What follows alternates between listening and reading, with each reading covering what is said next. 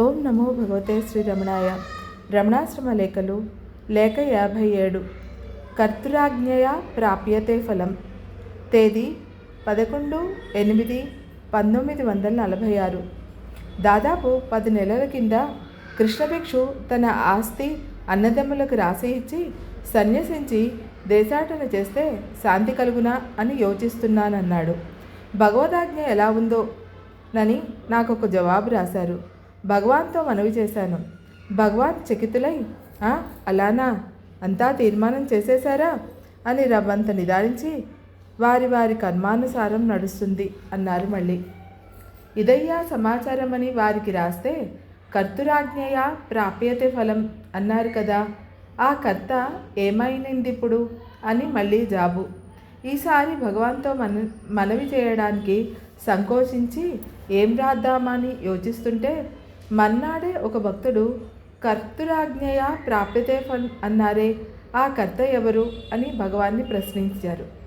కర్త ఈశ్వరుడు, వారి వారి కర్మానుసారం ఫలములు ఇచ్చేవాడు, అనగా సగుణ బ్రహ్మం అన్నమాట. అసలు బ్రహ్మము నిర్గుణము అచలము. సగుణ బ్రహ్మమునకే ఈశ్వరుడని పేరు.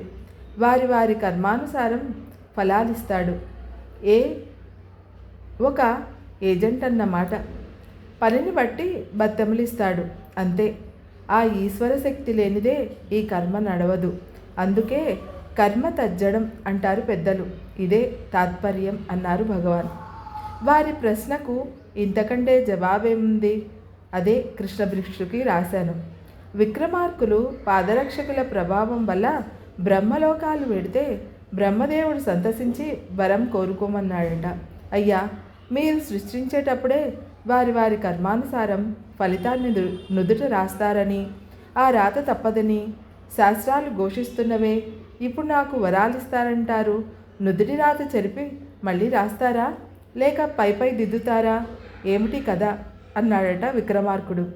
బ్రహ్మ తన వివేకానికి సంతసించి చిరునవ్వుతో, ఏమీ లేదోయ్, వాళ్ళ కర్మానుసారం ఏది ప్రాప్తమో అదే వ్యాగ్రూపంగా వస్తుంది.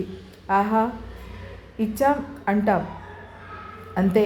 కొత్తగా ఇచ్చేదేం లేదు. ఇది గ్రహించలేక వరాలకై తపస్సులు చేస్తారు. నీవు వివేకివి కనుక మర్మం కనుక్కున్నావు. చాలా సంతసం కలిగింది అని చెప్పి బ్రహ్మాస్త్రం బహుమతిగా ఇచ్చి పంపాడట. చిన్నప్పుడెప్పుడో చదివానిది. భాగవతం దశమ స్కందంలో ఇంద్రపరమైన యాగం మానిపించే నిమిత్తం నందునికి కృష్ణుడు బోధించిన పద్యాలున్నో ఇందుకు సరిగా ఉన్నవి చూడు. కర్మమున బుట్టు జంతువు కర్మమున వృద్ధి పొందు, కర్మమును చెడున్, కర్మమే జనులకు దేవత, కర్మమే సుఖదుఖములకు గారణం మదిపా.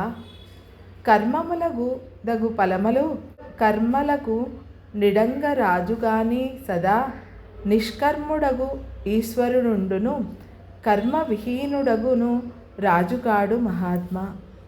ఇక సెలవు. ఉంటాను. నీ సోదరి.